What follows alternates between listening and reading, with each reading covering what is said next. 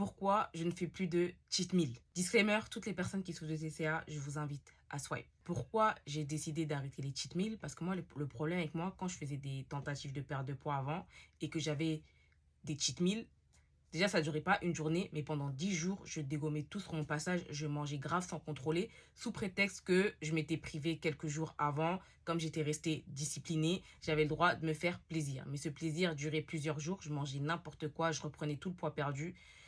Finalement, c'était un cercle vicieux. Donc, c'est pour ça, moi, personnellement, je suis contre les cheat meals. Je pense qu'aujourd'hui, si tu as envie de manger quelque chose que tu aimes, tu peux l'incorporer dans ton alimentation tout en perdant du poids. Je vais vous donner un exemple concret. Avant, quand je voulais faire un cheat meal, je me disais, oh, j'ai envie de manger de la pizza, ça sera ça pendant mon cheat meal. Maintenant, j'ai changé de point de vue là-dessus. Si je veux manger une pizza, je vais plus faire comme avant, commander ma pizza chèvre miel, supplément miel et la terminer toute seule et manger les 8 parts toute seule. Je vais plus faire ça. Maintenant, je vais acheter ma pizza. À côté de moi, j'aurai une grosse assiette de salade et je vais prendre deux parts de pizza. Maintenant, si j'ai encore faim, allez, une troisième, mais ça sera mon maximum jusqu'à que je sois calé.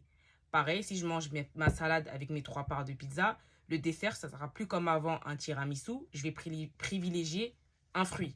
Pour moi, tout est une question d'équilibre. Pareil, si j'ai envie de manger le tiramisu, ben, ça veut dire que mon plat, ça va être des légumes avec des protéines sans graisse. Comme ça, j'équilibre, je mange un plat, on va dire, sain, équilibré, et j'ai mon tiramisu à côté. Ce que je veux vous faire comprendre, c'est que vous pouvez continuer de manger les choses que vous aimez, mais en dosant, et il faut que ça reste dans votre déficit calorique si vous voulez perdre du poids. Pareil, si vous êtes en maintenance, il faut que les choses que vous aimiez restent dans votre taux métabolique basal. En gros, le nombre de calories que vous devez consommer chaque jour pour que votre corps fonctionne. Pareil, si j'ai envie de taper un burger, je vais plus faire comme avant.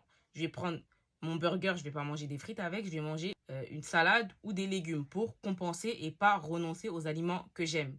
Mais le principe de faire un cheat meal où genre pendant une journée, je mange tout ce que j'aime en excès, pour moi, ça fonctionne plus.